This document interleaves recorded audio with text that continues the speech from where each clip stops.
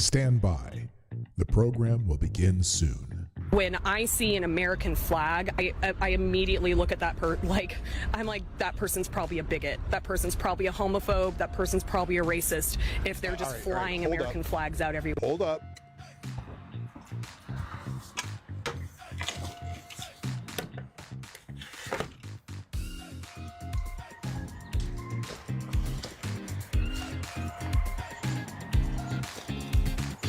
Hey, this sounds more like a you problem. You should probably go see somebody about that.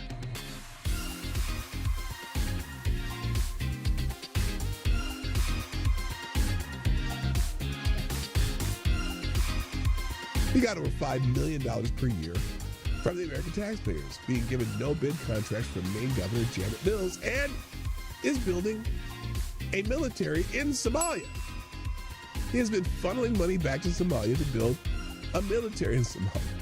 The guy is running a migrant services agency that bills Maine Care, which is what we call Medicaid, about $5 million a year. Oh no, those illegal immigrants aren't getting any Medicare.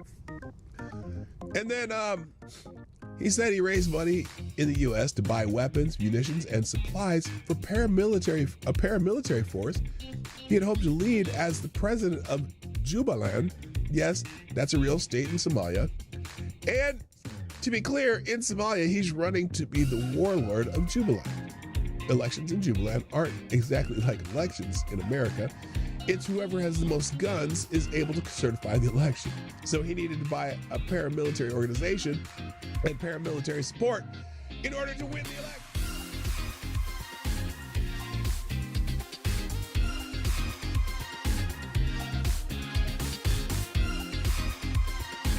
Avocados Diablias asked if you could bring any one comic strip character to life and train them to be a hitman, who would you choose? Oh, that's the easiest question ever.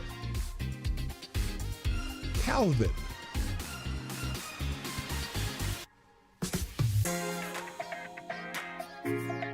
Calvin. Oh, look, Stop Double Nation, you and I are on the same page. Calvin. From Calvin and Hobbes. Yes. And by God, Calvin would be the greatest hitman to ever live. Better than John Wick. I guarantee it. I didn't have to think of it. Stand by.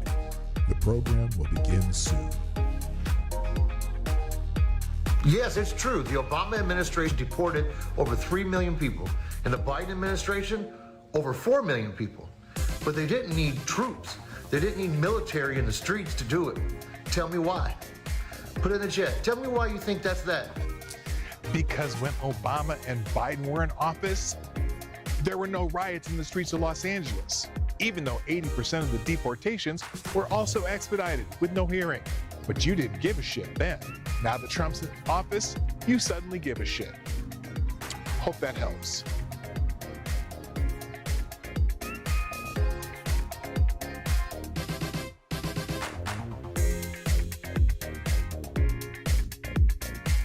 That turkey was amazing, mostly because I cooked it, because I'm really good at cooking turkey. So one of my tricks that new tricks that I do, you know how when you cook a turkey in a pan, even if you got one of those raised pans, it always happens. You cook this turkey and the breast of the turkey get all nice, the top gets all nice and brown, and then you go to cut the underside and the thighs and legs are like all white underneath and not even done. Well, there's a trick you can do to avoid that. What you do is you cook the bird upside down for at least 1/3 of the cooking time. So you end up browning the bottom and sealing that first, even more so. And the other thing I do is I start my oven at 500 degrees. The first 45 minutes to an hour, you put it at 500 degrees, and then you turn it down to 325 and do the rest of the cooking. But anyway, do it upside down, and 1/3 of the way through, then you flip the bird back over in the pan, and the entire bird gets finished at the same time. So apparently, In Europe, you can refer to Americans as pigs, but not convicted rapists. A German court gives a woman harsher punishment than convicted. I hate it when people say rapist. I'll just say unwanted sexual activity peoples for calling him a disgraceful pig. She called someone convicted of that crime a disgraceful pig and got a harsher punishment than the person who actually committed unwanted sexual activity. And so that's why people were posting that story about the German court gives women harsher punishment than convicted unwanted sexual activity. Stand by. The program will begin soon. There's a story about this man, too. He led the attack on Pearl Harbor, but died a Christian missionary on December 7, 1941. Captain Mitsuo Fuchida flew the lead plane against Pearl Harbor, shouting the famous code, Tora, Tora, Tora. He hated America. But after the war, he met a former American POW, Jacob DeSager, who had returned to Japan not to punish him, but to preach the gospel. Shocked by this forgiveness, Fuchida bought a Bible and converted to Christianity in 1950. The man who started the Pacific War spent the rest of his life touring the U.S. and Japan preaching, quote, I was a follower of the sword, now I'm a follower of the cross. Amazing.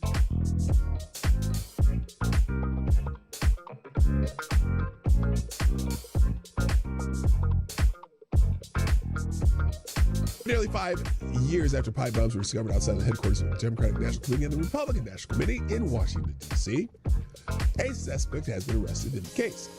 On Thursday, federal agents arrested Brian Cole Jr., 30 of Woodbridge, Virginia, and he was charged with transportation of explosive devices, blah, blah, blah, blah, blah. But on Friday, legacy media outlets began reporting that Cole, this young black man right here, was a Trump supporter. And I'm not saying he's not because he's black. I'm just saying there's other evidence that might support the fact that he's not a Trump supporter. But we'll get to that. Quote, Brian Cole worked for a bail bonds company run by his father that worked to free illegal immigrants from ICE facilities and sued the Trump administration's Department of Homeland Security. He worked for his dad. They tried to free illegal immigrants. Interesting. Yes, I know every Trump supporter, every black supporter, Trump supporter, would be quick to hire Benjamin Crump, who represented the family of Trayvon Martin, attempting to sic the Biden administration Department of Justice on a local Tennessee prosecutor who had raised concerns about the bail bond company. We'll find out eventually that this guy had wanted nothing to do.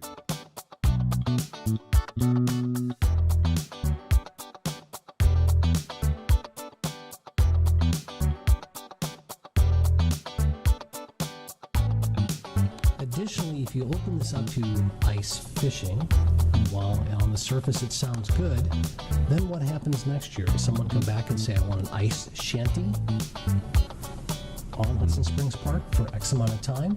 And if you then allow ice fishing with shanties, then that leads to another problem. Prostitution. And now you've got the police chief and the police department involved. Just data points to consider.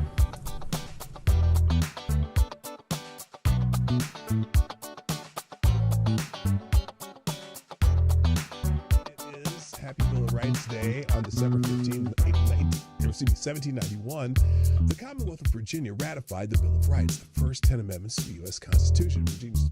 George Mason and James Madison were the driving forces behind these guarantees of individual rights. And note that all the individual rights that are in the Bill of Rights are not rights granted by the government. Those are the inalienable rights which the government shall not infringe. And if you notice, it's interesting because the Bill of Rights is all about what the government cannot do, not what the government can do. And I think kind of got away from that a little bit, where some people seem to think that the government is going to grant you rights. No, these are rights you have, whether it's a government or not, and the rights that the government must protect for you. So it was a unique thing when it came about in 1791 that government is not there to grant you or give you privileges, but rather to protect the rights that you have.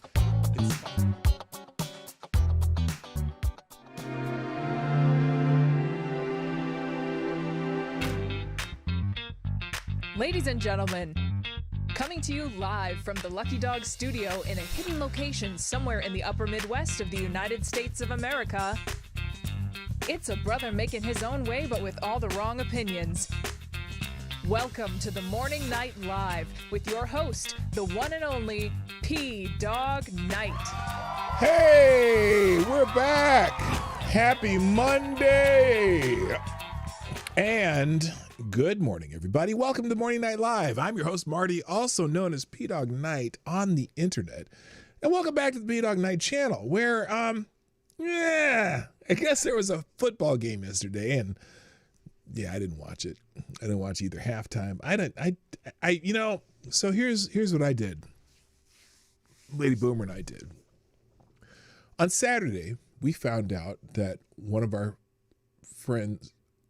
son's friends has cancer, and he's going to go through treatment. It's a form of cancer that's it's curable or whatever. It's one of the easiest cancers to cure, so it's good. I mean, very few people perish from this, but it's a burden on them. He's going to start going through chemo this week. So what we did is they have this thing online where you can volunteer to make some meals for him and his wife, and so we spent all day yesterday cooking for our son's friend, and my wife's been binging that movie Schitt's Creek, or the series TV show Schitt's Creek. Funny show, funny as hell. I laugh about every 15 seconds of that show because they just got so many great one-liners. And so we were binge watching that and cooking for all day, all into the evening, because we made we were making about 4 or 5 different meals, one in a crock pot, so that took all day. And we're just like, you know what? We don't need to watch the game. Not a team we care about. The only thing that I am happy about is to see another Minnesota Viking get a Super Bowl ring. So, it's just how it is. If you got that joke, you know why I'm laughing about it. So anyway, okay, the joke is that many people who played for the Minnesota Vikings got traded and got Super Bowl rings somewhere else. So that's the joke about that. So anyway, we've got a sponsor today. Gunfox is in the house. I haven't seen you in a while, brother. Nice to have you back. Well, let's just do that. Thank you, Gunfox61, dropping a Hamilton in the tip jar. And you are the new Streamlabs Superstar sponsor of the day. I missed you, brother. Nice to have you here. And the message is: the left tries to defend illegal aliens, who are all clear and present danger to all U.S. citizens. Well, not all of them, but the clear and present danger is, if you don't do this, then you make it easy, make people want to just come here and skirt the law, and then the people who want to come here and contribute don't get to come, and then we got to spend all this money and time getting rid of them. So we're just like, Anyway, so I'll that'll be one of the we'll start with that, make one of that features today. Thank you for that. If you want my attention, and want me to read the article you want me to read, drop a Hamilton and the link, and I'll do it, because that's what I do here. So anyway, let's get the show started. Say hi to everybody before we do that. First, the chat today, Mike Savage gets the bell. Mike Savage, there you go. You get the bell for being first. Good morning. Also, good morning to our friend, and on my list of favorite Canadians, Special Canned Acid, Carasol's in the house. Also, Avocados Diabli. Welcome, sir. Also, Blue-Eyed Scream and Attack Alpaca, Somnambule Nation. Lewis is in the house. Louie in the chat today with Gunfox, because Gunfox and Louie is here. Also, Carousel, I said, Tyler F, a.k.a. Hurricane Franzi. We said Blue-Eyed Scream. Gunfox61, the amazing administrator of the PDawgKnight Discord server. Green Badger Outdoors, what's up? Renee Mayette is here. Also, Let's see. Anyone else? Zach Osborne, what up? Good. Hey, nice to have you back too. You know, you can hear every once in a while. And that's and Tyre, the Pope Tyrannus III, the blessed Lich, bringing today's message of hope, not from the Father, not from the Son, but from the Holy Ghost. Today's message is blessing of the Holy Ghost. All things happen for a reason. Remember not lessons are trials, but all trials. Oh, not all lessons are trials, but all trials are lessons. That's a beautiful message. Thank you, Pope Tyrannus III, always giving his blessing to the masses, and especially I guess in my case the dozens, because there's usually a couple dozen, 2-3 dozen people here. So thank you very much. Also, Gunfox with another donation, dropping another hammer in the tip jar. It says EU News, the Med. Okay, the Med. I don't know what that means. We'll find out though. All right, let's get this show on the road here. And if anyone shows up, I'll be glad to say hi. If you haven't said hi yet, or said something in the chat, say something in the chat, then I'll know you're here. We got 19 people, 4 likes. Oh God. Do I have to do a hunger strike or some shit like that? Anyway, here, let me, and if you share, there's people who shared the stream. Let's go to that too. I'm taking this down. I'm switching this up. If you want to sponsor the show, you can do that on Streamlabs, which I'm pinning at the top of the whatchamacallit up there. Johnny's got that. Thank you, Johnny. All right, let's see here. Today, people who have shared the show. Oh, goodness gracious. Oh, God, Katie Wilson, the mayor of Seattle. She's a trip. She's like, picture a liberal white woman minus the bull ring, and that's her. Anyway, I don't know why I brought that up. Let's thank you to the people who have shared the stream today. There's probably several. Oh, well, maybe not. Maybe not. What's going on here? Nobody shared the stream. Oh, yes, you have. Okay, there it goes. Took a minute for that to catch up. Took a minute for X to catch up. All right. Thank you, Somnambule Nation, always on the ready and beating me to the game. And thank you for sharing the stream. And then we got this, Vlad the Impaler. Oh, good God. Deportations take too long. Hear me out. Oh, snap. No. We don't want to go there. They already call people who are not goofballs on the left fascists. So what are these little badges next to everyone's name? That's weird. I've never seen those before. They added something else. Oh, I see. Everyone with a wrench has got a little weird badge. Okay, Vlad the Impaler. No, we're not gonna do that. You know what? Here's what I'm gonna do. I'm still gonna repost it. Do I repost that? Can I get in trouble? Well, people can think of it. I don't care. Fuck it. I'm reposting it.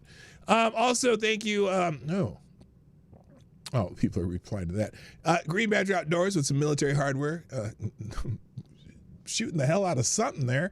And then Mike Savage, thank you with the Let's Go and the Let Us Go, or saying, liking my post and then give us the Let Us Go. Ty Alexander and who's this? Mike Savage and Green Badger Outdoors and Somnambule Nation reposted my tweet or something like that. And then there's Ric Flair. Woo! Woo! And there you go. All right, that's everybody. Thank you for sharing the stream, people. If you still have a chance, you still can do it. Godfox with another Hamilton in the tip jar. My God, man. You are killing it today. Thank you, sir. Breaking news, United Nations government sake up. Sake up? Are they drinking sake? Wait, is it what? Uh-oh. I see the article. So those are gonna be our first articles today. Let's shake up. Oh, shake up. They forgot the H. It said sock. I'm like, is it so bad we need to start drinking? Probably. Okay, let's we got a holiday to celebrate today. We got some holidays. Oh, and there's Avocatus Diabli. Okay, we got a fun story from Avocatus Diabli dropping a small bullet in the tip jar, and I'm even gonna honor that. You don't even have to. It doesn't even have to be a Hamilton. Just, oh no. Oh no. Wow. Okay, we're gonna do that right after Gunfox. I want to make sure I get that one in, so we'll do it. We might not do anything that I planned today. You guys are, holy Lord.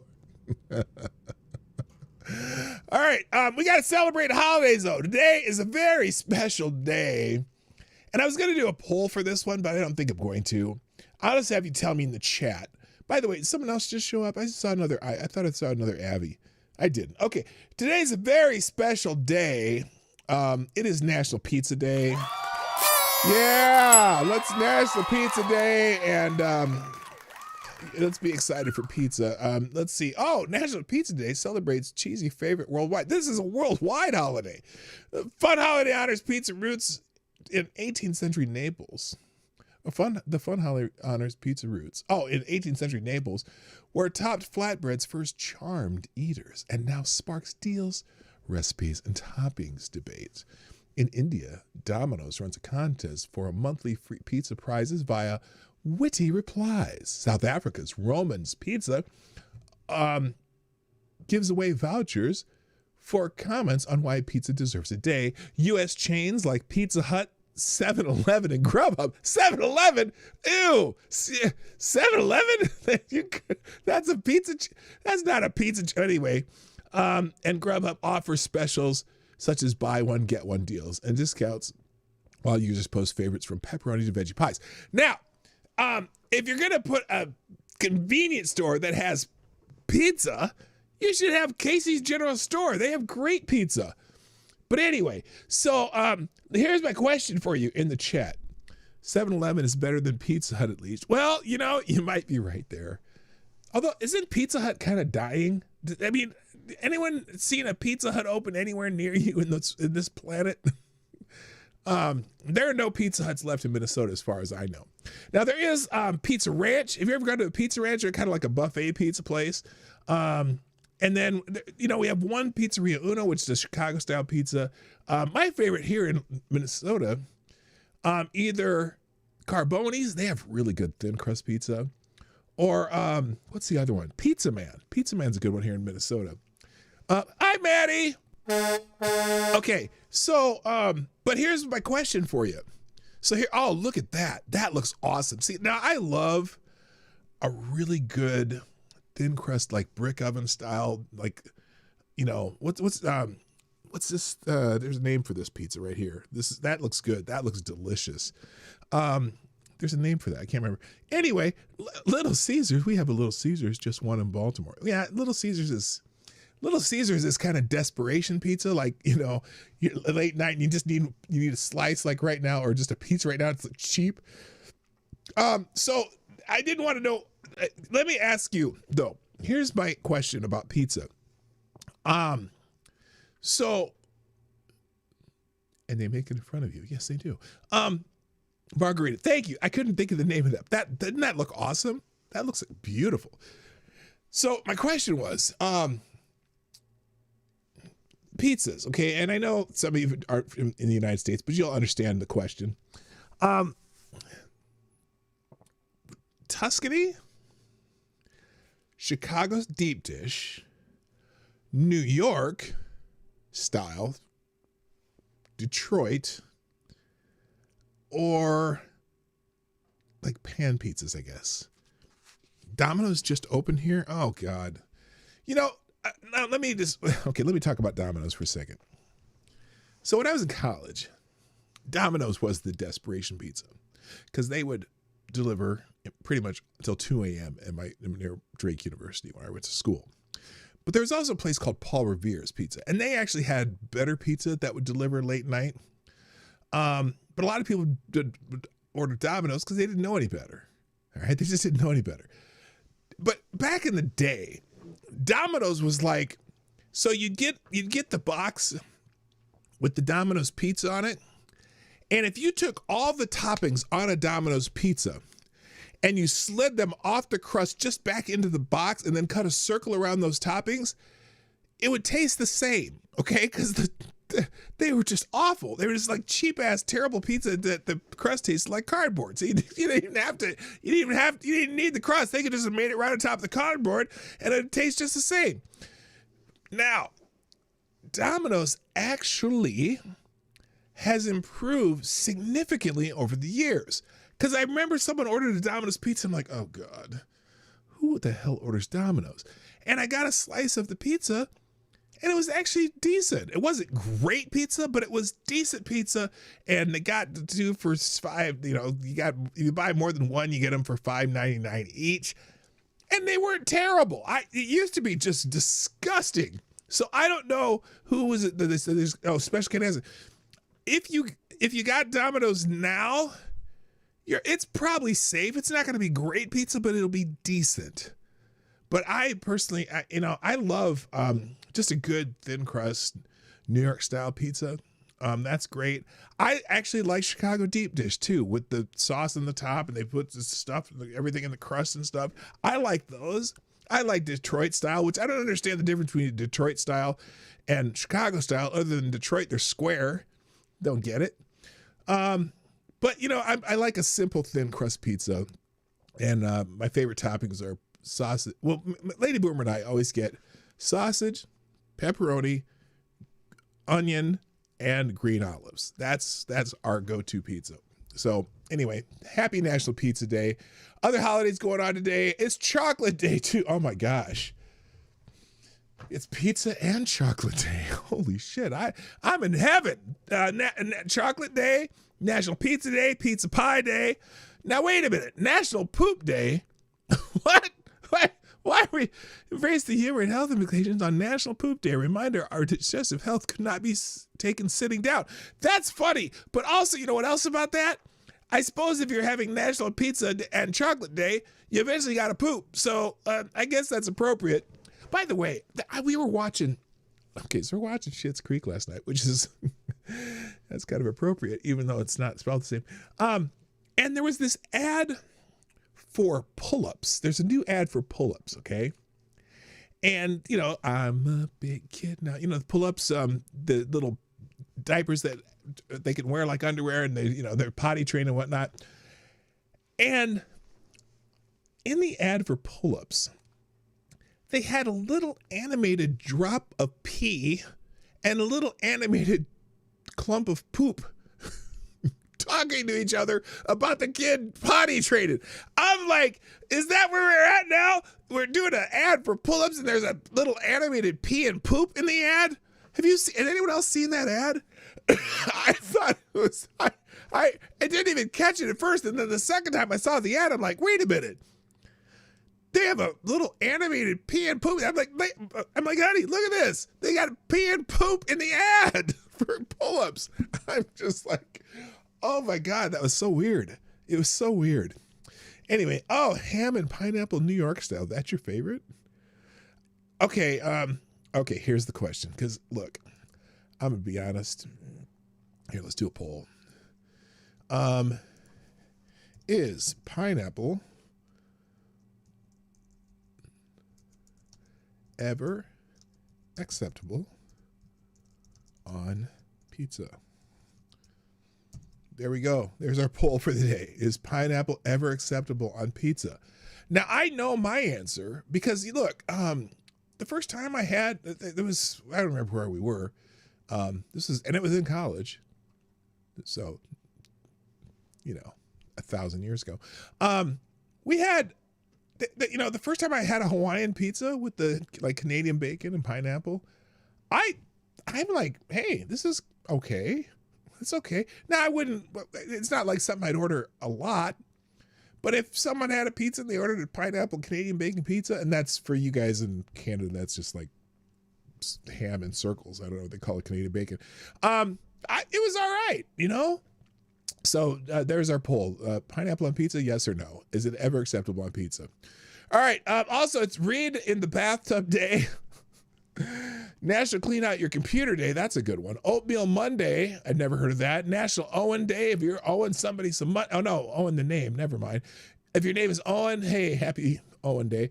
National Bagel and Lox Day. There's a lot of foods here today. Pizza, chocolate, bagels, and lox. International Epilepsy Day, which... I still, when they name these holidays, If they would say International Epilepsy Awareness Day, I would get it. But again, when they name them like this, it sounds like they're celebrating epilepsy, which I don't think so. National Toothache Day, again.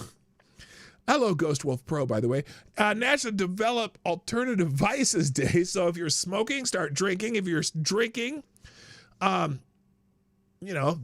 some weed. If you're trying some weed, do some cutting. I don't know. Develop Alternative Vices Day. Oh my God. And then a Royal Hobart Regatta. Okay, those are all the holidays. Happy holidays, everybody. It's a special, special day. All right. Wait, depends on your definition of pizza and or the sauce used on it. Pineapple does not pair well for me with tomato sauce. Okay, but that's not the question. The question is pineapple ever acceptable on pizza? That's the question. Yes or no? That's all I need. No, there's no ifs, ands, or but. Ever. Not just, depending on the sauce. Ever. Forever. Hello, Selector Boy. Yeah, boy. Welcome. All right. And anyone else show up? Lord Stanhope, what's up? And there's, okay, there we go. I said Golf was pro. Okay, I'm caught up. All right, here we go. Let's move on. Again, Gunfox, thank you for dropping a few Hamilton in the tip jar and some articles. Let's start with the first one you gave us. This is from CBS News. Well, this doesn't sound right. CBS News' report. And then what does the article say? The left tries to defend illegal aliens who are all clear and present danger. Oh, I see. So this article from CBS News says less than 14% of those ICE arrested had violent criminal records, data show. Is a violent criminal record required? I'm not even sure, because I know a lot of them also have standing deportation orders. So what does that mean? Anyway, according to less than 14% of the nearly 400,000, stop calling them immigrants. You're only an immigrant if you go through the process. Immigrants are people who are coming on their process to become United States citizens. They're not immigrants if they came here across the border illegally. Okay, nearly 400,000 immigrants arrested by Immigration Customs Enforcement in President Trump's first year back in the White House had charges or convictions of violent criminal offenses. Oh, only 14%. Notice they qualified that with violent criminal offenses. See what they did there? According to an internal Department of Homeland Security document obtained by CBS News, the official statistics contained in the DHS document, which had not been previously reported publicly, provide the most detailed look yet into who ICE was arresting or has arrested during the Trump administration's far-reaching deportation operations across the U.S. The internal DHS figures undermined frequent assertions by the Trump administration that its crackdown on illegal immigrants is primarily targeting dangerous and violent criminals living in the U.S. illegally. People Mr. Trump and his lieutenants have regularly called the worst of the worst. Well, yeah, okay. Oh, yeah, that's why I said what I said. Okay, I got you. Let's see. Internal DHS figures undermine frequent assertions. Oh, I'm sorry. The statistics show ICE dramatically increased arrests since Mr. Trump's return to office. Nearly 60% of ICE arrestees over the past year had criminal charges or convictions, the document indicates. But among that population, the majority of the criminal charges or convictions were not for violent crimes. Well, like I said, they qualified that, whether or not it's violent crimes. See, now notice the nonviolent crimes that they're including in here now. Homicide, violent crime. Robbery, could be violent, could be not. That could not be considered a violent crime necessarily. Burglary, maybe not be a violent crime. Sexual assault, definitely a violent crime. Weapons offenses, yeah, bordering on violent, right? Dangerous drugs, DWI. Assault is a violent crime. All other crimes. And then 39% are civil immigration violations only. Well, what's the remedy for a civil immigration violation? The civil process is deportation.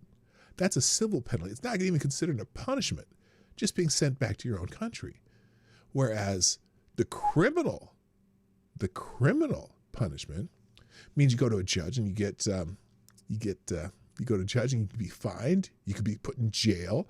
You could be deported still, because you'd still be deported after you serve your jail time. And then if you come back illegally, it's be worse. So, but I love how they made this only 14% of those arrested for violent criminals. Well, but then all this other, the 62% is still for crimes. So again, oh, well, I'm sorry, especially if you're not supposed to be here.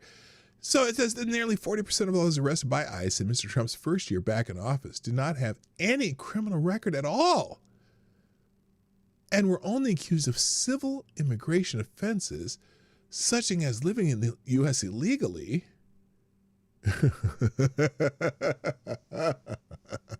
or overstaying their permission to be in the country. So those are, okay, those are two different things. I mean, again, overstaying a visa is living in the country illegally, but that is actually a civil offense.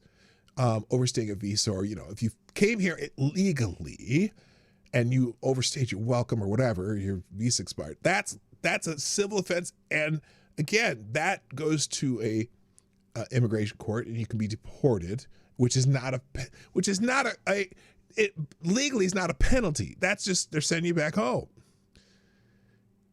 But it's interesting how they're trying to parse this. It's amazing. Now, while Mr. Trump's deportation program enjoyed a majority support during the 2024 presidential campaign and his early months in office, public opposition to his crackdown has grown significantly because of concerns about agents' tactics in cities like Minneapolis and over who is being swept up by their operations. And look, I too am critical of how they're doing it. Some of the stuff they're doing, I think, you know, some of these people bitching about the most are right, that there's some are constitutional violations, particularly the ones who are here legally, and if they're being arrested and detained, you know, some of them are, but I don't think most of them are. But, you know, you should always err on the, I think you should err on the, on not fucking up and getting the wrong people, right? But CBS News poll last month found that Americans support Mr. Trump deportation efforts has fallen to 46%, down from 59% at the start of the second term. Just over 60% of those surveyed said immigration agents were being too tough. CBS News reached out to the Department of Homeland Security, which oversees ICE, requesting comment on the data reported in the document. Well, did they answer? Did you give them a chance to answer, or did you just call them yesterday before you put the article out? Like, oh, hey, we want you to comment on this. The article comes out in 7 hours. That'd be my guess, because that's kind of their tactic these days.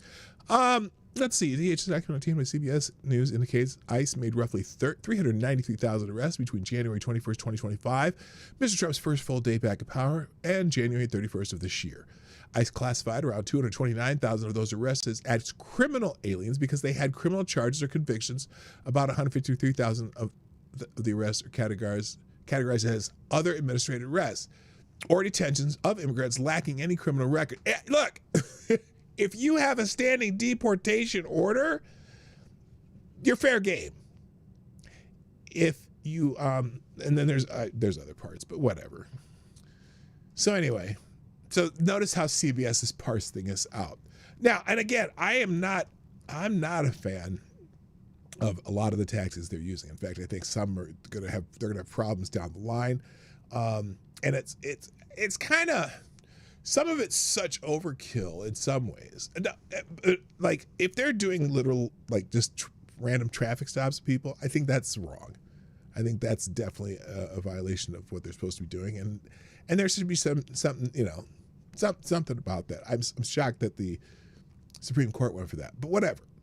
Fraud isn't violent. Yeah, no, fraud's not violent, but it's certainly a violation that can get your ass kicked out of the country. See, like, you don't need violent crimes to be kicked out of the country. That's the other part. You know, look, burglary is not a violent crime. Robbery is, because, usually has a weapon involved, but burglary is not. Weapons offenses, well, if you're here illegally, you're not supposed to have a weapon anyway, so that can be considered violent. But I'm just curious, and then dangerous drugs, DUIs. So look, that's stupid. This is CBS. Well, here, let me I know it's not Thursday, but FTG CBS. There we go. Oh, thank you, Avocados Diablo. Another small bowl in the tip jar. Who says ICE under Obama? Oh, yeah. Oh, by the way, yeah, this is a good point, because I meant to thank you for reminding me, because I wanted to say that. ICE under Obama had a 0.225% error rate with detaining non-citizens, deported 4 U.S. citizens and detained a U.S. citizen for 3 years. Under Trump, they have a 0.006 error rate, which is much lower than Obama's, and have deported 0 citizens, and no one has been detained for 3 days, let alone years. Very good point, and I appreciate you bringing that up. That's a very important point. The record, yeah, they won't bring up that record, though. They're not going to tell you that. Why would anyone say anything bad about Barack Obama?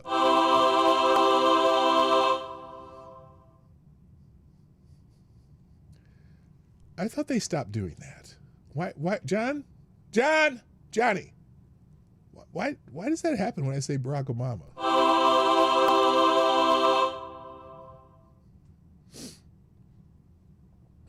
Okay. Moving on. Hello, Unholy Queen, aka Midnight's in the house. Hi, Midnight. What's up, girl? I shouldn't say it like that. You're like 17. I'm not. You shouldn't be watching my show. I'm just saying. But I appreciate you being here, and you always share this shit and whatever. So, and you brought some new people here, so I appreciate that too. So I'm not gonna knock it, but yeah, I'm glad your mom's chaperoning you. All right, next article Gunfox gave me. Here's another story on. Oh, this is not good. It's not good. 53 migrants dead or missing in shipwreck off Libya coast. A UN agency says, with 2 babies among those missing. Oh my God. They're killing babies.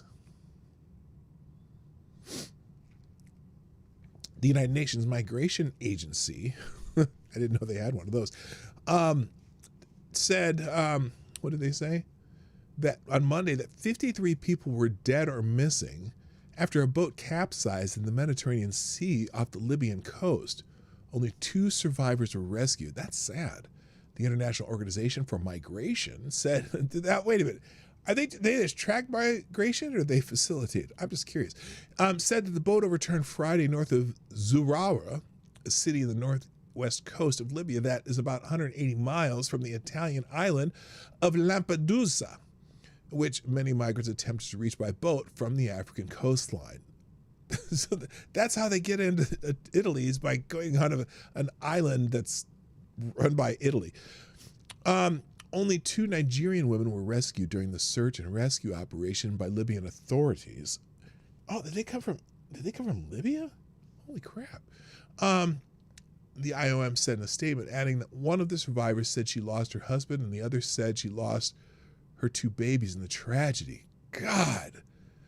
The IOM said teams provided the 2 survivors with emergency medical care upon disembarkation? I thought it was disembarkment. Anyway, according to survivor accounts, the boat carrying migrants and refugees of African nationalities departed from Zawiya, Libya, at around 11 p.m. on February 5th. Approximately 6 hours later, it capsized after taking on water, the agency said. IOM mourns the loss of life in yet another deadly incident along the central Mediterranean route. Well, stop using the route. I wonder, like, if you gave me a total for the last 5 years of how many migrants have died that way. I don't know. The Geneva-based agency said trafficking and smuggling networks were exploiting migrants along the route from North Africa to Southern Europe, profiting from dangerous crossings. So it's kind of like the cartels in Mexico. They do the same shit. Profiting from dangerous crossings and unseaworthy boats while exposing people to severe abuse. It called for stronger international cooperation to tackle the networks alongside safe and regular migration path. Wait a minute. It called for stronger international cooperation to tackle the networks alongside safe and regular migration pathways to reduce risk and to save lives. How about stopping the migration pathways instead? According to IOM, at least 375 migrants were reported dead or missing following shipwrecks in the central Mediterranean in January alone. Imagine, now take that times, 60 months, if that's an average. I don't know if it is or not. With hundreds more deaths believed to have gone unrecorded, these repeated incidents underscore the persistent and deadly risks faced by migrants and refugees attempting the dangerous crossing. How about discouraging the crossing? FFS. Holy smokes. Why is my daughter texting me? I'm just curious. Let's see here. What are my daughters texting me? Is it something about the show? Oh. Okay, I gotta hold on. I can't. Okay, anyway, so yeah, it's sad and it's maddening. It's just maddening because, people are dying doing this, and thank God they stopped it at our southern border, because there hundreds of thousands of people have died because of that migration, that trafficking that the cartels are facilitating. It's just terrible. All right, third article comes from the BBC. Okay, not that BBC. Stop it. Again, I'm so fucking childish. Chris Mason says Star Wars' predicament is dire, and he now faces a future without top aides. Uh-oh. This is the shakeup in the EU. But wait a minute. Star Wars, they're not part of the EU. Why did you? What? You said a shakeup in the shakeup where? Shakeup in breaking it. United Kingdom governments. Oh, yeah, not the EU, the United Kingdom. I was like confused. Okay. I was confused. Okay. Star Wars' predicament is now dire as he faces a future without aid. Oh, poor Starmer. Poor Starmer. From the moment it was announced that the Prime Minister's Chief of Staff, Morgan McSweeney, was leaving, I have been talking to plenty of labor folk up from the cabinet down to get a sense of their mood and, crucially, what might happen next. Now, who's writing this? This is someone named Chris Mason, political editor. We are in one of those moments of intense fluidity and volatility where anything seems possible, or at least nothing would be entirely surprising. The departure of the communications chief, Tim Allen. Hey, he's the guy with the tool belt, right? Oh no, is that Tool Time? No, not that Tim Allen. Anyway, it's just one of those events less than 24 hours after McSweeney's farewell. A matter of hours on, he loses another close ally. Oh, clone ally, I said. Holy shit. Only emphasize how rudderless this administration appears. So Starmer's losing his staff.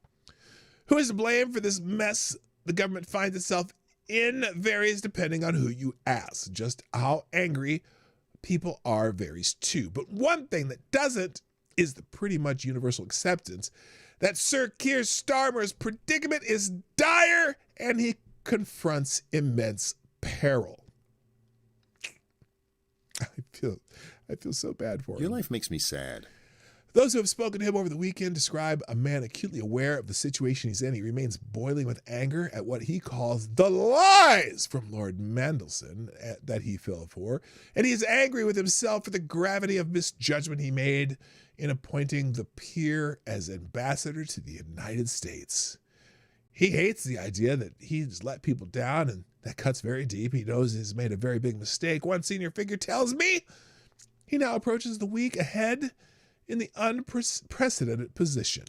For as long as he has sought political leadership or held it, he has had Morgan McSweeney at his side. McSweeney was there when Starmer ran for the Labour leadership 6 years ago. He was there throughout his years of as leader of the opposition From the low moments, such as the loss of by-election in Hartlepool, which nearly prompted Starmer to walk away, to the ecstasy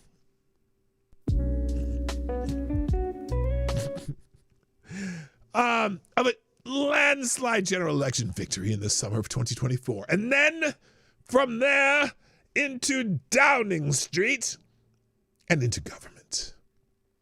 The two men are very different. McSweeney, a political operative to his fingertips, steeped in labor politics for decades. Starmer, the man who arrived in Westminster's in his 50s and travels light ideologically. Where Starmer is the leader without McSweeney what is Starmer the leader like without McSweeney alongside him? Well, with Allen's departure, we are finding out it underlies the peril that the Prime Minister finds himself in. There's a sense of doom, gloom, and foreboding. We are also about to find out, FAFO, what happens when the lightning conductor who was McSweeney is removed from a building and it remains stormy. This is very exciting writing. I am on the edge of my seat. Well, now I am. He, failure otherwise, copped plenty of blame for the various foul-ups Labour MPs have blamed Downing Street for in recent months. The danger for the Prime Minister is the next lightning strike, which will take him out instead. Some Labour MPs are bereft that McSweeney has gone. Brilliant, dynamic, nimble, motivating. He got us here, says one of Labour's vast intake of MPs first elected in 2024. This was looking inevitable, but you are losing a lot of politics from the building, and that is not necessarily a good thing, one long-time standing MP reflects.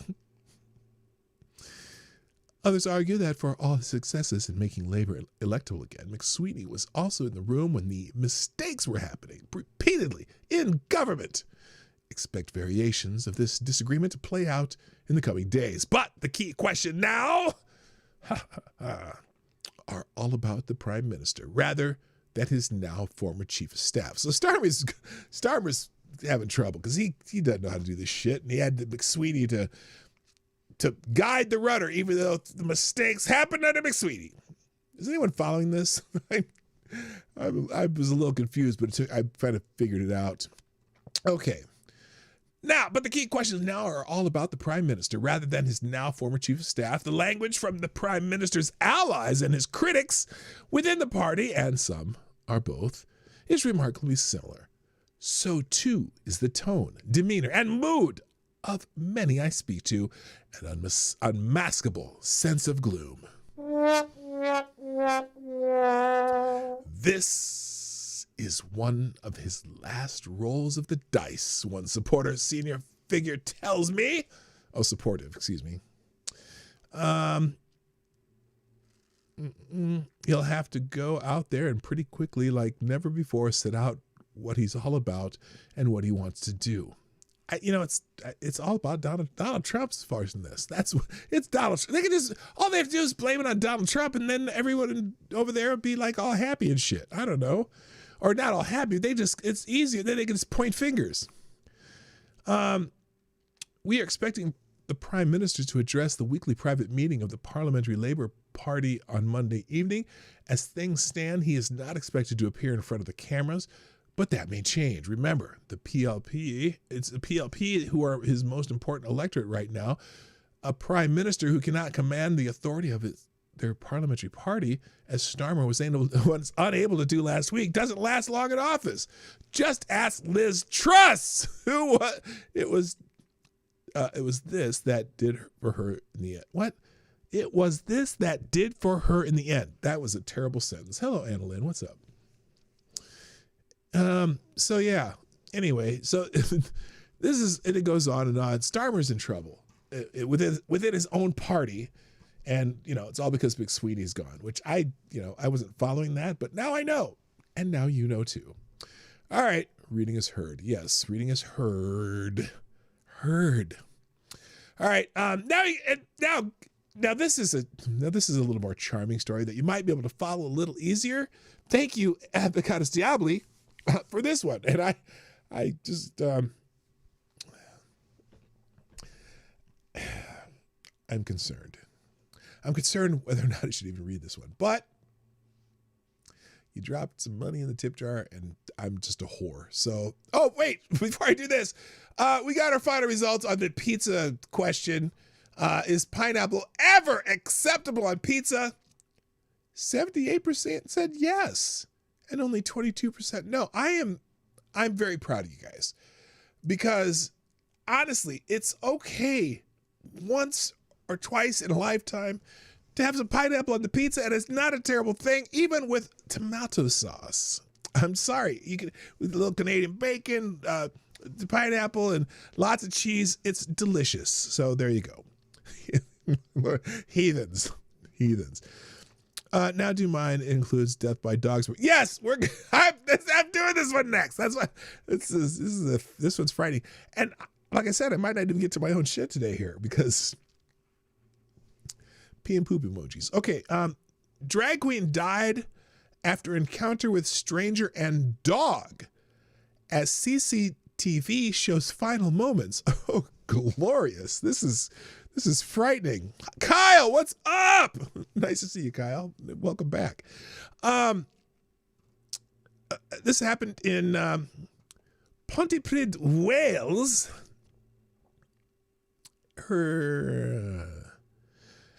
Okay, let's just read the article. And this is scary. An inquest into the death of a drag queen whose body was found under a pile of cardboard boxes was shown footage of the last moments of that drag queen's life. Darren Maya Moore, 39, a drag queen who was featured on RuPaul's Drag Race. Oh, a celebrity. And registered sex offender. Wait, what? Oh my God. I'm going to read that again in case you didn't catch it. Not only a drag queen who was featured on RuPaul's Drag Race, but also a registered sex offender, was found deceased in a lane in the center of Cardiff.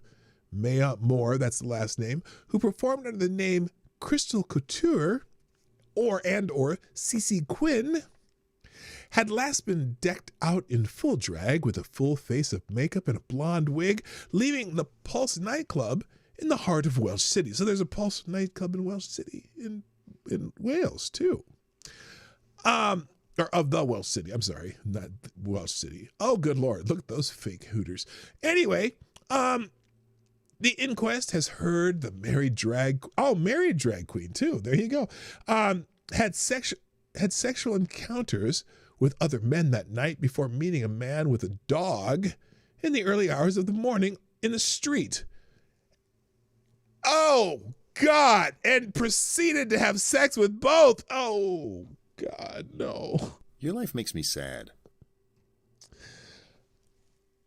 Edie, why? Why? CCTV from the night in question showed Maya Moore engaging with two men on the night and reappearing on camera multiple times during the encounters. He fails to appear after a third encounter with a man who later told the court his dog was involved in a sexual encounter with the drag queen. The man, whose identity had been kept under wraps by court reporting restrictions, said he went to a secluded parking lot with Maya Moore. That's for the Americans, parking lot. So they were having sex in the parking lot with him and the dog. Anyway, began to have sexual activities with him. During his encounter in January 2023, he added, he said he had tried to shoo the animal away, but claimed Maya Moore told him not to. He said, wait a minute, what's this article from? This is an old article? No, it's not an old article. He said he tried to shoo the animal away, but claimed Maya Moore told him not to. He said, who would think somebody wants to have sex with a dog, but apparently he did. I was told to leave him be. Ew. Hello, Godzilla. No, he said the dog, too. Not just him, the dog. Because it was consensual and desired, I let him do what he was asked to do. I had never seen something like that before. I could have stopped it, and I should have stopped it, but I didn't. Wow. The owner said he lost interest when Maya Moore continued to allow the dog to have sex with him. After the encounter, he said Maya Moore fell asleep and could not be roused. God. Why did he get roused in the first place? The inquest was told tests found human and non-human semen inside Maya Moore's body and DNA matched the man's dog. The hearing was told pathologists ultimately found that death was not traumatic. No, this is very traumatic. I'm having trauma just reading this. What are you talking about? Good God. Tests have since been carried out to see if Maya Moore was allergic to dogs.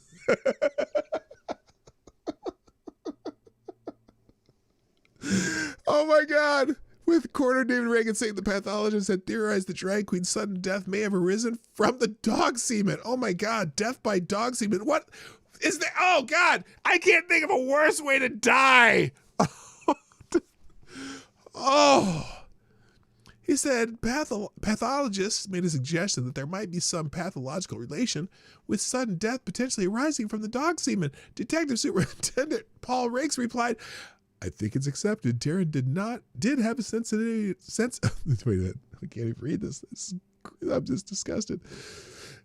Oh my God. Do you remember that several cases of monkeypox was found in dogs? No, I don't. No, I don't want to hear about it, Tyre. No, I don't want this to be a multi-pronged occurrence. No pun intended. Well, actually, the pun was intended. He says, I think it is accepted. Darren did have a sensitivity to dogs, but it wasn't able to provide a cause of death and attribute it to that. The court heard the original medical case of death was given as a sudden death in a man with bronchial asthma who had consumed alcohol and in the temporal association with sexual activity, including anal intercourse. That's a lot of words to saying that the dog fucked him in the ass. The owner... Did I say that out loud? I did? Oh, shit. Yeah, I didn't mean to say that out loud. The dog's owner was later arrested for suspicion of manslaughter, but later released without charge. Maya Moore was reported missing by his husband the following morning, and a worker at the club said she saw him enter a nearby parking lot for Americans. Nightclub manager Sean Rogers learned of his disappearance and went to check the car park. Wait a minute, how'd you learn of his disappearance? Like, were people, was he known to be coming back and in and out to the parking lot to have sex with them? Apparently so. Anyway, or maybe it was his turn to dance. And they're like, hey, whatever, Cece Quinn's supposed to be on stage and is not. Where the fuck is Cece? Where's Cece Quinn? I think he went to the parking lot. What? Why is he in the parking lot? Asked by a dog. What? Okay. Okay, the disappearance went to check the car park and could see part of his dress from the previous night. Mr. Rogers, Mr. Rogers said, it's a beautiful day in the neighborhood. Hey, there's a gay hooker in the parking lot.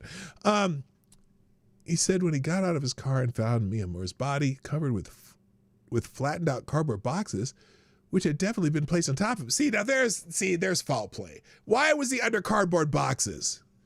Huh? The boxes were covering a large part of his body, Mr. Rogers said. I wish I wouldn't call him Mr. Rogers, because that really messes me up even more, because I'm thinking of the Mr. Rogers from a childhood.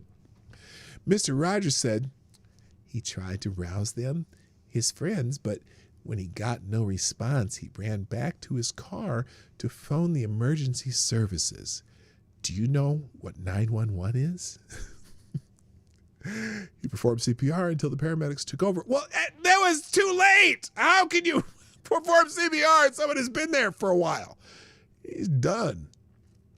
He was pronounced dead at the scene of the inquest, heard tributes from Maya Moore's father and husband, who described him as caring and right at the heart of Cardiff's gay community. Sounds like he was more like at the tip of Cardiff's gay community, if you know what I mean. Okay, I can't read anymore. There's only another paragraph. If you really want to read the rest of that, that's all yours, baby. All yours. Okay, let's get into just the news that I'm not going to be able to go through thoroughly.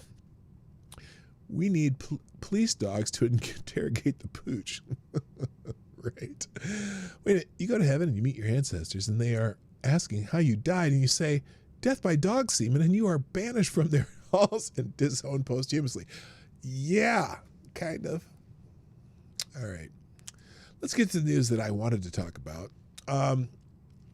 Nancy Guthrie, Savannah Guthrie's mother, apparently the ransom demand has reached $6 million. People claiming to have kidnapped NBC News' Today Show host Savannah Guthrie's elderly mother have reportedly demanded a $6 million ransom. So they've not found her yet. I'm beginning to wonder. You got proof of life? I feel bad for the woman. And I feel bad for Savannah Guthrie and their whole family. Because now you got... Not only are your mother's missing, but now it's like it's national news. You got to hear about it every day from other people, and it's like if that's happening, I don't know. I don't want everyone in the world to know about that shit. Moving on. Remember that woman who was set on fire in the subway? Bethany McGee, 26, has been released from Stroger Hospital in Chicago nearly 3 months after she was set on fire during a brutal random attack on the CTA Blue Line subway train. McGee suffered burns roughly 60% of her body in the November 2025 attack, which prosecutors allege was carried out by Lawrence Reed, 50. Fuck that guy. Put him in jail, under the jail. Setting someone on fire, that's any kind of murder, but that's brutal. In a statement marking her discharge, McGee expressed appreciation for those who supported her during her recovery. Quote, "My family and I are grateful to be able to celebrate this milestone, and we want to sincerely thank everyone who has offered support, kindness, and encouragement during that time," she said. She also praised the medical staff, thanking Stroger Hospital burn team for their exceptional care, compassion, and expertise. So this fucker poured gas on her and set her on fire in a fucking subway. Fuck that guy, man. Fuck that guy. All right. Things at the top of the list on X today. Parents push school choice as public school scores lag and homeschooling surges. National data from the 2024 NAEP shows math, reading, and science scores for age 4, 8, and 12 are still below 2019 levels, not 1919. Well, they're definitely below 1919 levels for kids who go to school, but then in 1919, not everyone went to school. Hi and on, 1, 2, 3, But anyway, it's below 2019 levels with declines into 2025 as public school enrollment drops in cities like those in California and New York. Homeschooling now reaches about 4 million children, 10% of students up since 2020, while Texas New Education Freedom Account's voucher program drew 35,000 to 46,000 applications in one day, offering up to 10,000 per student. In contrast, Connecticut plans tighter homeschool rules, requiring portfolios of work, sparking criticism from school choice advocates like Corey A. DeAngelis, who see it as an unnecessary oversight. So anyway, so homeschooling's becoming more popular, and I get it, man. If public schools are failing, we need to find alternatives. We need to find alternatives for people who feel stuck in that public school system. Other top stories. Francesca Lollobrigida wins Olympic gold on her 35th birthday. This is an Italian speed skater, a fine individual. February 7th, Milano Ice Park, Italy's Francesca Lollobrigida. I wonder if she's, who's that? Who's the famous Lollobrigida actress from Italy? Is that like a common name in Italy? Anyway, she came gold in women's 3,000 meter speed skating with an Olympic record 3 minutes 54 seconds, 3:54:28, marking Italy's first medal in the. It's not 3 minutes. That can't be 3 minutes, right? I don't know. It could be. No, it wouldn't be 3 hours. 3,000 meters. It could be anyway. Italy's first medal of the home 2026 Winter Olympics. Now I'm not following the Winter Olympics. Oh, Gina Lollobrigida was from Brooklyn. Oh, okay. Anyway, one of the reasons that this is one of the top stories is because her son, while she's up there getting interviewed, started came up and, well, first of all, it's because she's a mother and she is able to continue her elite training even as a mother. So they're celebrating that. And let's see. And then this is, here's the interview. Sono davvero contenta di me stessa e che non mi sono arresa questa hang on, you stagione. can't see it. Perché doveva essere veramente la stagione perfetta. People are like criticizing her and her husband for letting the kid talk to her while she's being interviewed.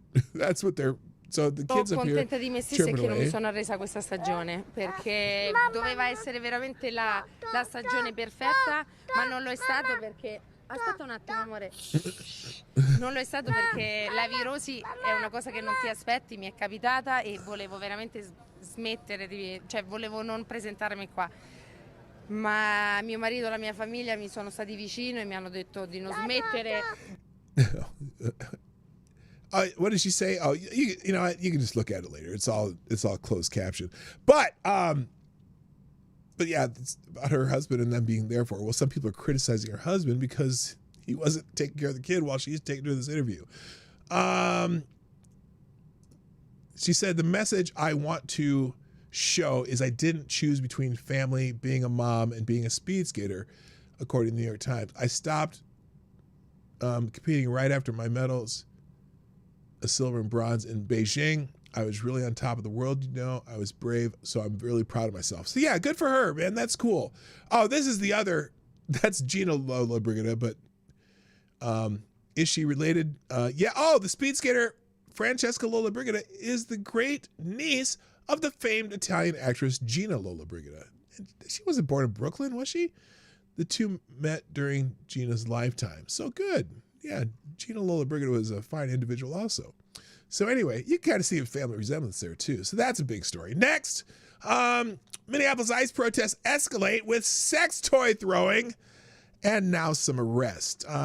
Apparently now, finally, the police around here they're arresting some of the people doing stupid shit at these ICE protests, which is long overdue. Also, they've put up some of the Department of Transportation, like snow plow trucks have been blocking off access to the Whipple building where a lot of people are coming out there to protest. They're not allowing cars in there. Dozens gathered on February 8th in Minneapolis to remember U.S. citizens Renee Macklin Good and Alex Jeffrey Preddy killed by ICE agents on the 7th and the 24th. The demonstration escalated as people stuck sex toys on fences. They were these big suction cup dildos on everything. And threw them at vehicles, including a supporter's car. So there was this SUV near the Whipple building, which is the federal building, and also where they're detaining a lot of the illegal aliens. And I should say detainees, because not the illegal aliens are where they cross the border illegally, but some are, you know, what do you call it? Have deportation orders, whatever, however they are. Well, there's one car driving through there. It was this like SUV, and all the protesters began suction cupping these giant dildos to the car, and they're harassing the guy, whatever. And that guy had this big old sign clearly stating it was against ICE, but apparently his license plate came up in their database. And I just found out that it's possible that one of the people who've infiltrated these databases have been putting some of the protesters' license plates in the database. So now sometimes the protesters will drive through and they're like, oh, he's ICE, go harass him. So they were sticking all these dildos to his truck, and he's like, hey, I'm with you. So it's pretty funny. Anyway, so now, let's see. And they've been pelting each other, leading Hennepin County deputies to declare an unlawful assembly and arrest between 42 and 54 individuals.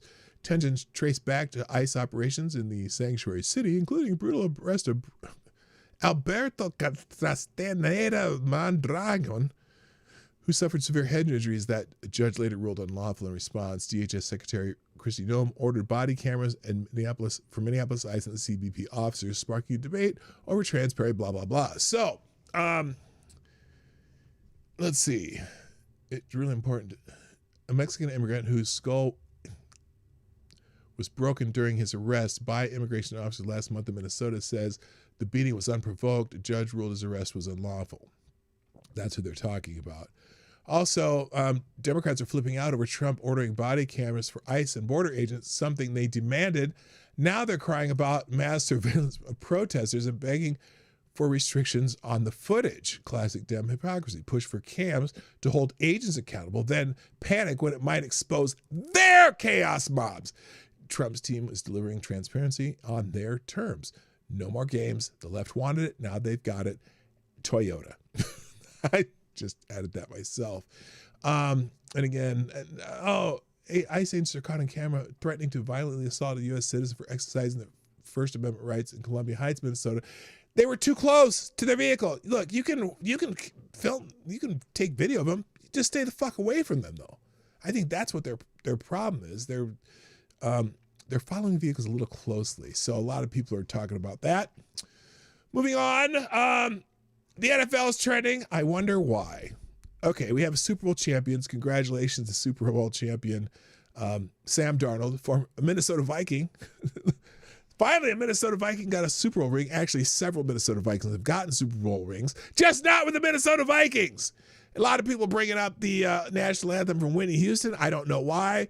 And also Bad Bunny and the fucking TPUSA shit halftime thing. And I didn't care because I didn't watch any of it. And I may watch both of those halftimes just out of curiosity later, but I really don't care. I didn't care about the Super Bowl. I just didn't, other than for Sam Darnold, because I'm glad Sam Darnold is now a Super Bowl champion, another Viking with a Super Bowl ring. So there you go. But also Bad Bunny's trending. Now, people are bitching about Bad Bunny. There's so many things we could be bitching about. And look, I can't imagine that this halftime show was that exciting for most people because it was all that he's saying everything in Spanish, which is fine. I don't give a shit if they sing in Spanish. But also, so many people have no idea who this guy is. Every time I see him, you know what I think of Bad Bunny? Oh, wait, let me go back. I'm sorry. Let me stop right there. Thank you, Avocado Stably. Another small bowl in the tip jar. Appreciate it. Who says, speaking of ICE protests, have you seen the videos of the guy who took my idea and ran with it and has been driving around town blowing whistles outside businesses and laughing at the people who come running out? I did see that. That's hilarious because someone suggested, I think it was Randy Monkey and Jack who suggested I go do that because I have lots of whistles. I was a coach. I have tons of whistles. I bet I have 13 whistles still. And I haven't been a coach. I retired from coaching 7, 8 years ago. I still have a lot of whistles, so I should do that myself. Anyway, yeah, that is very funny. Maybe I'll find the link. I know I think I might have bookmarked that one. Okay, now Bad Bunny is a music artist. Now every time I see the dude though, all I can think of is, oh look, there's Happy Gilmore's caddy, because he played Happy Gilmore's caddy in the second Happy Gilmore movie. That's, I mean, I don't know a single song by this guy. Not the best choice for a Super Bowl act because they did a little, this one guy went around and was asking all the Seattle Seahawks and all the New England Patriots. He asked a bunch of them, hey, do you know who Bad Bunny is? And half of them had no idea who he was. And he's headlining the Super Bowl, the biggest game ever, not ever, but you know what I mean. So anyway, I had barely heard of Bad Bunny until my daughter mentioned his Super Bowl halftime performance, but after watching his documentary and the backlash around him, I realized he's doing far more than making hits. He's forcing America to confront an uncomfortable truth. Puerto Ricans are treated like second-class citizens in a country that insists they're fully American. Well, I got to ask Reaction Puerto Rico about this because he's from there. Do you feel like you're a second-class citizen? I don't think he's here yet, though. I mean, I'm not sure what that means. Puerto Rico pretty much always votes to not be a state. And so I don't know how that works, with like Puerto Rico and Guam or whatever. I don't, what do you want? This guy Lakota man, because a lot of people, and look, a lot of the big MAGA people who are like really like their identity is MAGA, which mine isn't. I'm just a guy who voted for Trump a couple times, but I'm not.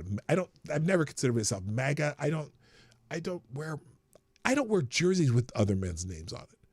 You know what I mean? I'm me, and I will vote the way I think is important. But anyway, point being, a lot of the real super MAGA guys are, yeah, let's go watch the TPUSA halftime show, alternative show, which got about 5 million viewers. And probably between the couple channels, there's 100,000 views or 100 million views of it, but not like, I'm sure there's people watching it once or twice or 3 times, whatever. My point being, all these people bitching about a fucking halftime show. And it's like, who cares? Who cares? If they're going to do something stupid for a halftime show, great. I don't care. I didn't even watch the game this year. The only thing more powerful than hate is love. Oh, that's such a nice white bread message. Holy shit. But anyway, he came out there with a bunch of Latin American flags and speaking it and singing in Spanish. And Bad Bunny's Super halftime show was 10 times more entertaining than the game itself. Don't let people make you feel weird for supporting and loving all of the cultures that the world has to offer. Nobody gives a shit. I don't give a shit. He's in a different culture. Holy fuck. Footage from inside Trump's golf club's Super Bowl party reveals the Bad Bunny halftime show was played on the big screens. What a bunch of hypocrites. Well, no, they just didn't turn the fucking channel. Who cares? What do you mean they're hypocrites? It doesn't. Oh, God. And left and right, y'all are stupid talking about this. I'm done. What the hell was that? Some girls bending over. Okay, so that has Turning Point trending because, I do got to laugh a little bit about the Turning Point halftime show, which I didn't watch that either. But I was like looking to see what people are talking about. And they said, some people said, the Turning Point halftime show is legitimately beating whatever the hell the NFL is doing. Okay, yep, I'm sure people enjoyed the Turning Point show too, and there were some great singers. I saw one clip of this gal singing on the screen here. But the funniest thing that I've heard, apparently Kid Rock lip synced part of his performance, and they're calling him Hillbilly Manili.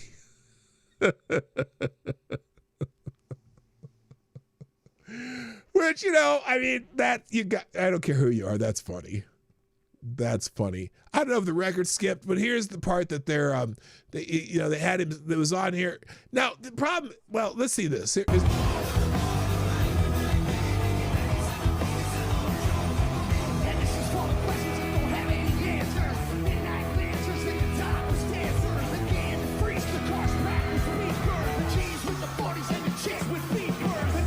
Now, that could just be a sync problem, or it could be he's just off the track because he can't hear. But I just think it's fucking hilarious. Hillbilly Manili. And I liked Kid Rock back when he was kind of a rapper, rock rap kind of guy. I'm not as big a fan of his country stuff, although his, this All Sweet Home Alabama Summer Long song, whatever the hell it was, I kind of like that song. But I'm not a big fan of Kid Rock. See, I'm having problems because I was like Kid Cudi, Kid Creole, Kid Capri, Bugs Bunny. I don't know. That's why, the name of the show here is making fun of both of them a little bit because I don't give a fuck. Okay, I've talked enough about it. The other thing trending was Puerto Rico because everyone's talking about Puerto Rico because they're Americans, but they're not, and they are, and they aren't. And look, my brother, actually on Puerto Rico is my brother. I don't care what people think of Puerto Rico. He's my brother. He's my bro.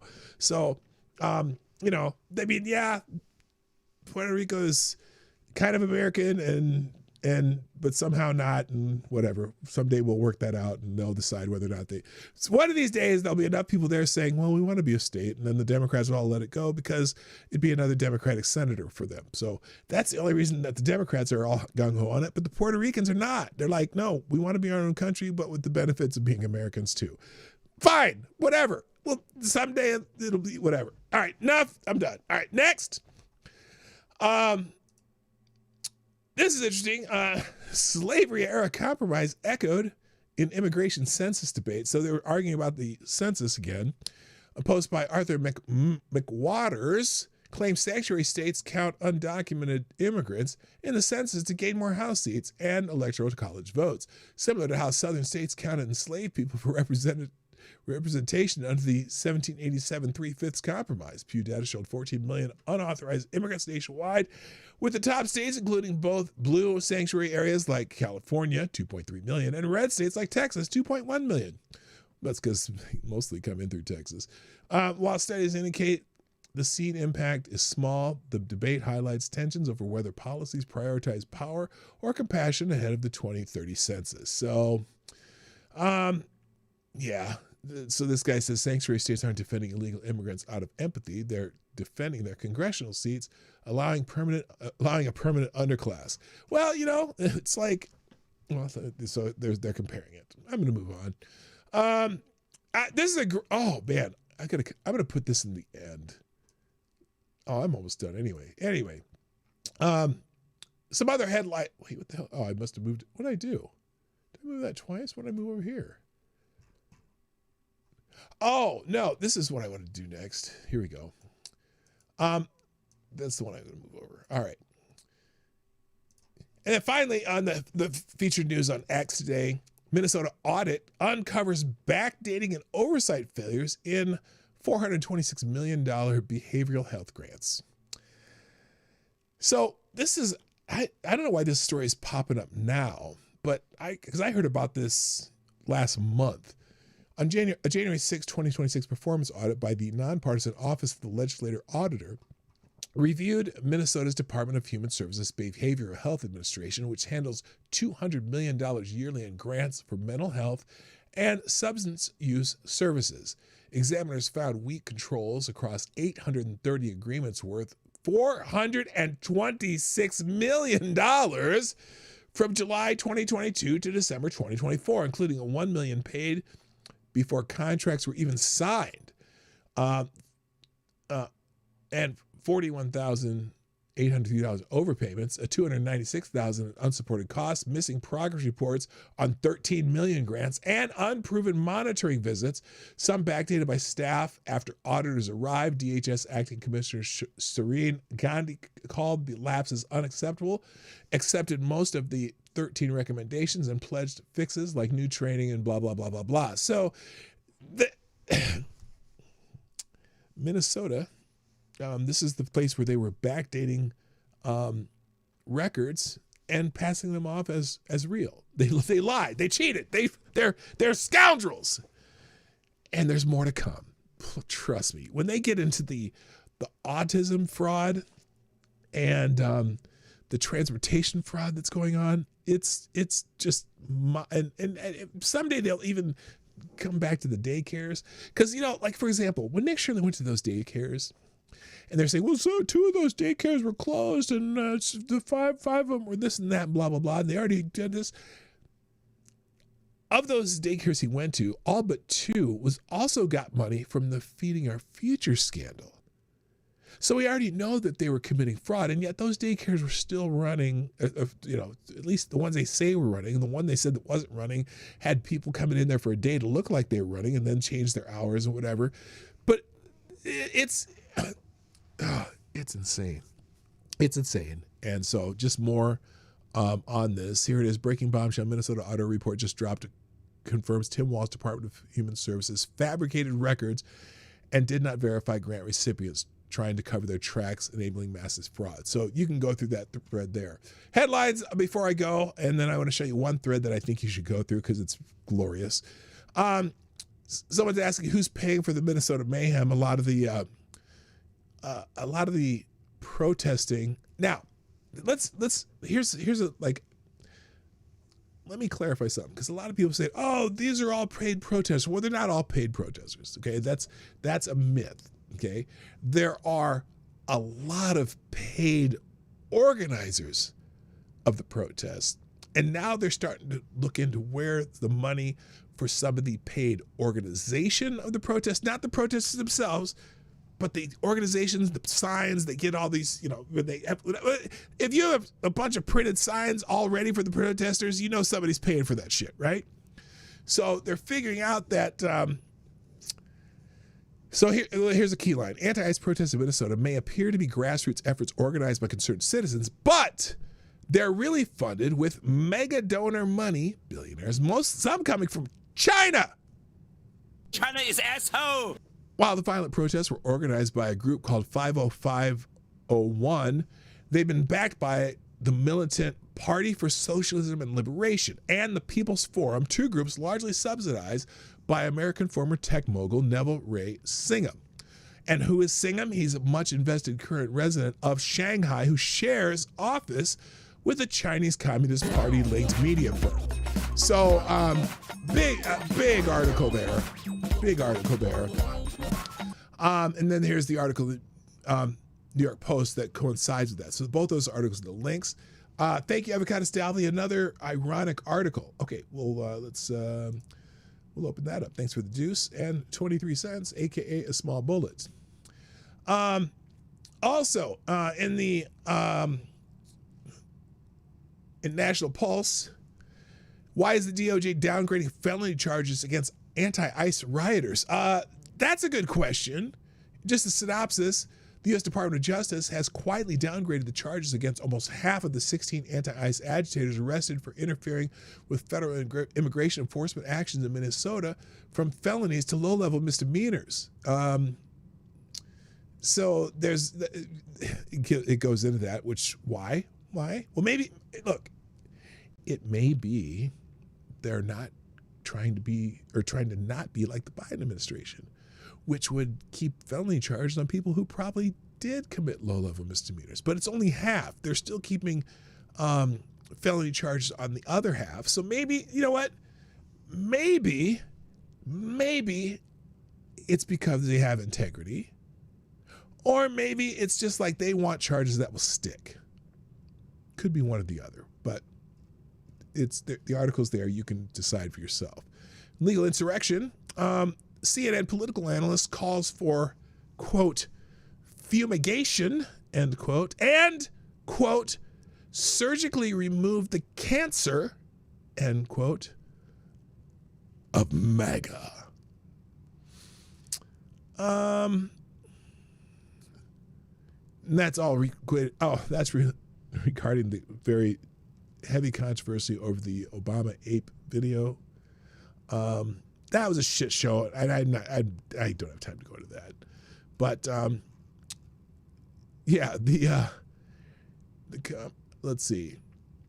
But it's interesting how when they call people Nazis, but they use Nazi-esque language to describe MAGA too. Let's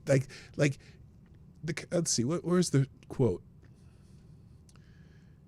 Sellers remarks. Okay, here it is. One of the most hyperbolic reactions came from CNN political analyst Bakari Sellers during a panel discussion on Friday's episode of Don Lemon's show. He called for a fumigation to surgically remove the cancer that is Donald Trump's MAGA movement. Joe Biden was somewhat of a bridge. He was supposed to be a bridge or palate cleanser or somebody who morally and ethically was antithetical to what Donald Trump was. Lion, dog, face, pony show. Uncle Joe was a nice guy, older white guy. He comes in and you want to eat ice cream with him, right? No, gross. I think what that episode in our country's history showed us is that we really need a fumigation. Wow. Are you comparing us to roaches? We need an exorcism. We need a more aggressive approach to go in and surgically remove the cancer that is the Donald Trump MAGA movement. That's pretty, that's some Third Reich shit right there, isn't it? All right. Catherine Hedges has an interesting link. I'm going to let you see this yourself, but talking about how the intelligence community right now there's people in the intelligence community who are trying to undermine the current administration, and they're doing crazy shit. And so there's she has a nice little tweet thing here. You could read that. Daily Caller, significant blow against activist judges. Federal court rules illegal immigrants can be detained without bond.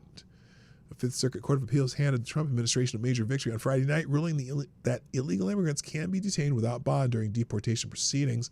Attorney General Pam Bondi celebrated the decision on social media, calling it a significant blow against activist judges who have been undermining our efforts to make America safe again at every turn.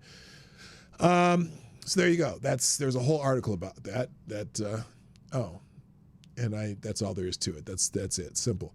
Legal insurrection. I showed up in Michelle Wu's neighborhood. She's the Boston mayor. On the day she signed an anti-ICE executive order. Boston Mayor Michelle Wu on Thursday issued an executive order that she says is designed to protect residents from, quote, unconstitutional and violent federal operations. Specifically, the order says federal agencies like Immigration and Customs Enforcement can't use city property as an unpermitted staging area, processing location, operations base, or any similar purpose in furtherance of civil immigration enforcement operations. It also says Boston will investigate criminal conduct by federal officials and release surveillance footage of violence or property damage by federal agents. Again, this is just weird. I know, we want to hold ICE accountable for the stupid shit that they're doing.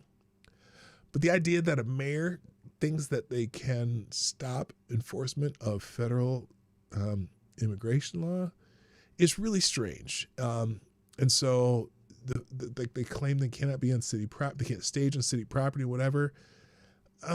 So what do you do then? So now they got to stage in the middle of the street. What, you say you're trying to make it safe for residents, but you're making it worse by not cooperating with them, I think. And look, and also and I don't like the tactics they use in places where they're not being cooperated with. So you kind of got to decide. Granted, it would be nice if they'd stop doing some of the stupid shit, but All right. And then finally, this is from Avocadus Diabli. With voter ID, Somalia is embarrassing America over election integrity. Here's a trivia question. Guess which third world country will have more secure elections this year than the United States? Well, if you guessed Somalia, you would be right. And your virtual grand prize would be a virtual bowl of bananas and rice per Nasser Ahmed. According to the Nairobi-based Kulan Post from last September, Somalia President Hassan Sheikh Mohamud said that only people with national identification cards will be recognized as citizens once the ongoing biometric ID program concludes. Biometric IDs, that's scary. But anyway, that biometric ID program has involved requiring citizens to register for a national ID card that Mahmoud said will be the cornerstone of Somali belonging. He emphasized that it is through identification that one becomes Somali, not through appearance or simply speaking the Somali language. Imagine that, a country that insists that not only people assimilate to become recognized as citizens, but one that won't grant citizenship status without the ID. Wow. Starting last July, Somali citizens are now required to present their national IDs to gain access to their bank accounts and for domestic flights, and now they need IDs to vote. Oh my gosh. Anyone who fails to register for the Somali ID within the set timelines shall not be considered a Somali citizen. Fuck.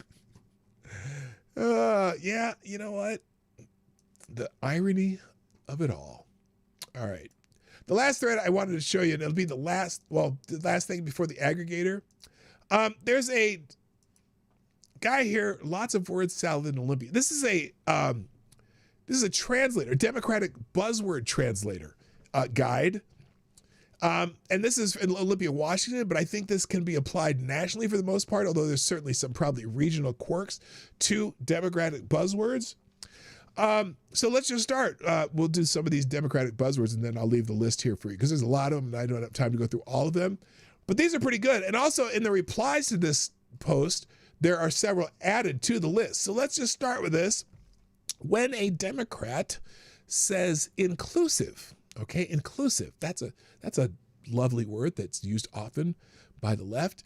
It means only people who agree with us are welcome to participate. Oh, that's a great definition. Lived experience. Lived experience means personal anecdotes elevated above evidence. Oh, that's a that even gets a clap. Now, I have not heard this one. Maybe this is Pacific Northwest specific. Trauma-informed, which means we recognize trauma, but only for our preferred groups. Oh, there you go. That's a good one. Yeah, I like that. Here's one. Evidence-based. Now, we like things to be based on evidence, right? Evidence-based means evidence that supports our pre-decided conclusions or that was fabricated by supporters with data manipulation. Yes, that's a good one. That's a great one. Yes. We'll do a couple more, and then I'm going to leave this link in the links today, so you'll have to check that out. Culturally appropriate. Culturally appropriate means aligned with progressive ideology, regardless of the culture. Yes, that's a perfect one. Actually, I'm going to do 3 more. Diversity. Diversity. Okay. Diversity means differences in appearance or identity, not differences in thought or experience. Oh, we've known that one for a long time. Equity, class. Equity, write it in the chat. Equity means unequal treatment justified by politics. Oh, what a great definition.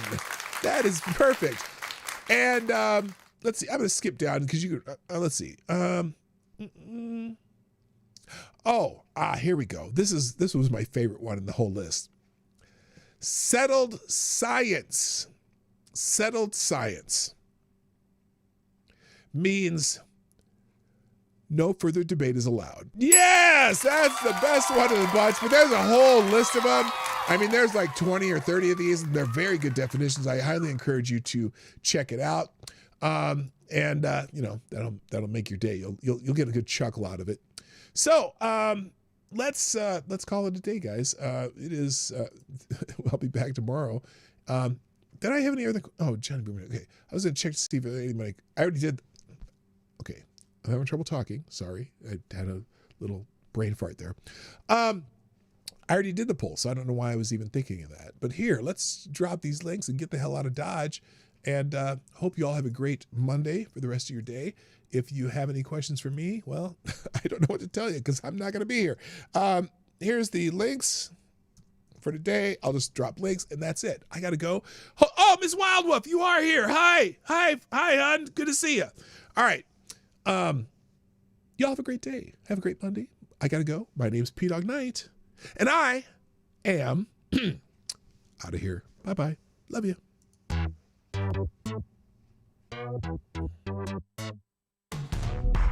Hey, this is PDawgKnight, and thank you for watching today on the PDawgKnight channel. If you have an observation or remark you'd like to make about this video or my channel, I absolutely welcome you to write it in the comment section down below. I really look forward to hearing from you. And before you go, if you like what you saw but you're not already subscribed, please make sure you hit the subscribe button and definitely click that bell that pops up afterward so you'll be notified when I post new videos or when we go live. I broadcast my live show, The Morning Night Live, Monday through Friday at 10 a.m. Eastern, 9 o'clock Central. A special thank you to all supporters of this channel who share our videos on social media and who make donations through the Streamlabs link, which is also in the description down below. Thanks again, and until next time, I'm PDawgKnight, and I'm out of here.